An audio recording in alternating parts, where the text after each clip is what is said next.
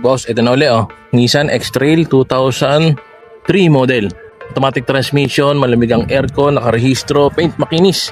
May konting gas-gas lang. Pero makinis na pinturahan na.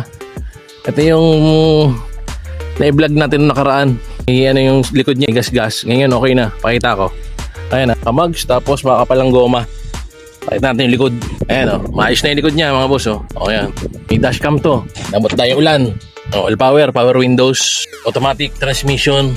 Ayan, may dashcam. Ito likod, malawak yung likod niyan. Ayan o. Pakita ko yung likod.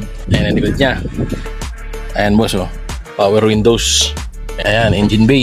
Parang kasi may issue niya, may part na hindi makinis, pininturahan na.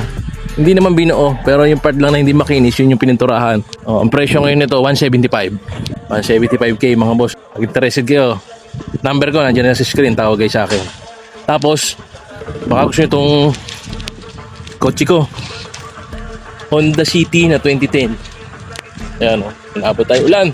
Automatic yan, gagamitin na lang.